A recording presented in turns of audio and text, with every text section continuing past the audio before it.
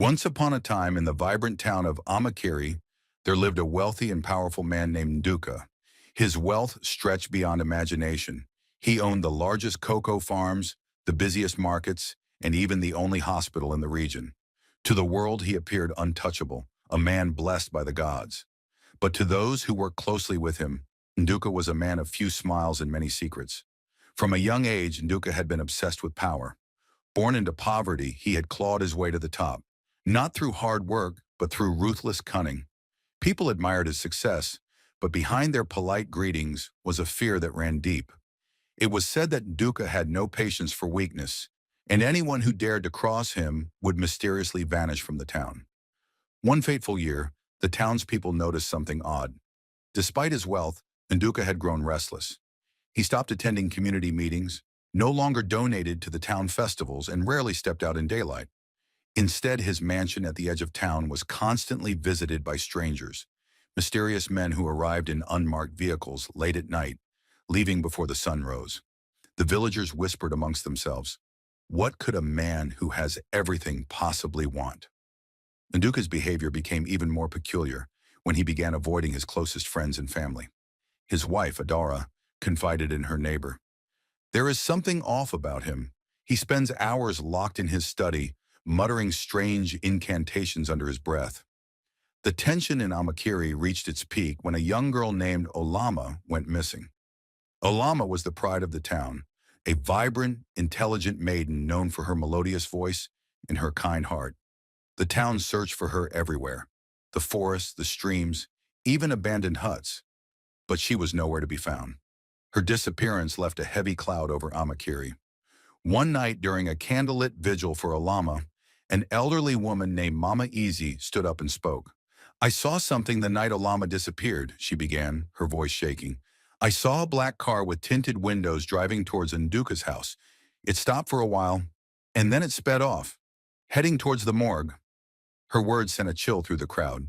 The villagers began piecing together rumors, recalling how Nduka always avoided the morgue during funerals. Yet people claimed they had seen him walking in its direction late at night. "What could he possibly be doing there?" someone asked. Determined to uncover the truth, a group of brave villagers decided to follow Nduka one night. Hiding in the shadows, they watched as he exited his mansion and made his way toward the morgue. His bodyguard carried a strange, heavy box wrapped in black cloth. Nduka walked with purpose, his luxurious attire shining in the moonlight, his face set in a wicked scowl. The villagers held their breath as Nduka entered the morgue. They crept closer, peeking through a crack in the window. What they saw made their blood run cold. Inside, the morgue was dimly lit. Dead bodies lay in rows, covered in white sheets, some with bloodstains seeping through the fabric. Nduka was speaking to Chuka, the nervous mortuary attendant. "You know what to do," Nduka said, his voice low and commanding. Chuka hesitated, glancing at the mysterious box. "But sir, this is dangerous. If anyone finds out—" "Silence!" Nduka barked, his eyes blazing with anger. "Do you think I've built this empire by playing it safe? Prepare the body, or I will make sure you're the next one lying on this slab." Chuka reluctantly opened the box, revealing its contents: a collection of strange herbs, a sharp knife, and a small blood-stained idol. The villagers watching from outside gasped silently. The villagers quickly retreated, their hearts pounding.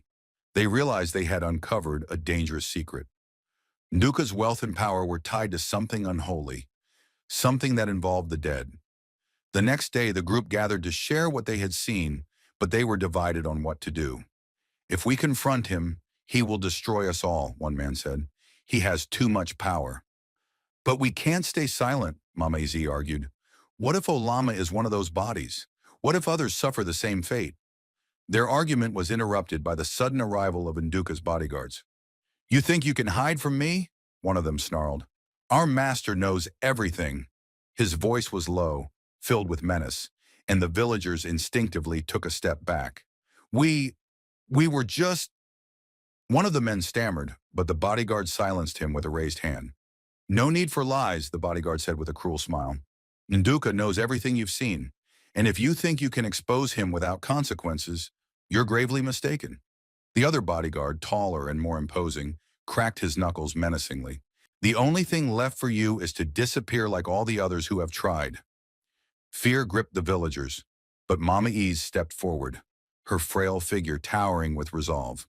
You may think you hold all the power, but you are nothing compared to the spirits we call upon tonight. She raised her hand, holding an ancient charm that had been passed down for generations. The charm glowed faintly under the moonlight. The bodyguards faltered for a moment, eyes narrowing at the charm. The tension in the air was palpable as the villagers stood their ground, unwilling to let fear dictate their actions any longer. Leave us be, Mames demanded. The gods will judge you if you dare harm us. A cold laugh echoed from the taller bodyguard as he stepped closer to her. You still think your gods can protect you? He sneered, his voice full of derision. Let's see how well they protect you when Nduka's wrath is upon you. But before the bodyguard could take another step, a loud crash interrupted the standoff. The villagers turned in shock, realizing that someone had used the distraction to knock over a wooden barrel nearby, creating a perfect opening for escape. They took it without hesitation, scattering in different directions, hearts racing, but driven by the urgency to expose Nduka's secret. The villagers, though outnumbered and outclassed by the bodyguards, had one advantage. They knew the terrain. They darted into the shadows, weaving through alleys and narrow paths. The bodyguards cursed and shouted orders, but they couldn't catch them. The villagers ran as fast as they could, determined to bring the truth to light. Eventually, they regrouped in the town's hidden temple, where the ancestors' spirits were said to reside. Breathless and exhausted, Mama Easy clutched her charm tightly, her hands trembling with a mix of fear and anticipation. We must confront Nduka before it's too late, she said, her voice steady despite the fear. A few of the braver villagers nodded, and together they decided to take the final step. They would expose Nduka and his dark secrets. But as they gathered their courage, they knew it would not be an easy fight. Later that night, as the moon hung high in the sky, casting an eerie glow over the town, Nduka stood in his study, the weight of his choices pressing down on him. The walls of his mansion seemed to close in on him as the shadows danced menacingly around him. He knew the villagers were coming. He could feel their presence, their defiance. Foolish, Nduka muttered under his breath. They think they can take me down. He glanced at the dark altar in the corner of the room. The strange idol, still stained with blood from his dark rituals, stood as a symbol of his power. But now doubt began to creep in. The villagers were desperate, and their spirits, driven by ancient power, were not to be underestimated. Suddenly, a loud banging at the door interrupted his thoughts. It was the villagers. Mama Eaz, her voice resolute, shouted from outside, Nduka, come out and face the truth. The door swung open with a violent crash as the villagers burst into the study, their faces determined and unyielding. Nduka's eyes narrowed, his lip curling into a sinister smile. So you've come to play hero, he sneered. We've come to stop you, Mama Ez replied. You have cursed this land with your dark powers, but no one is above the gods. Nduka laughed, but it was hollow, filled with fear. He knew he had pushed the balance too far this time. You think you can defeat me with your old charms? I am beyond the reach of gods. But before he could finish his sentence, the villagers held up their sacred symbols, the power of their ancestors pouring into the room. The walls shook, the ground trembled, and the shadows seemed to come alive, swirling around Nduka in a dark whirlpool. For the first time, Nduka felt real fear, something he hadn't felt since his childhood, when he was poor and powerless. The dark forces he had relied on were turning against him, and he realized too late that he could not control the ancient powers he had sought to master. With a final, desperate scream, Nduka collapsed to his knees, his powers unraveling. The spirits of the ancestors took their vengeance, pulling him into the abyss he had created.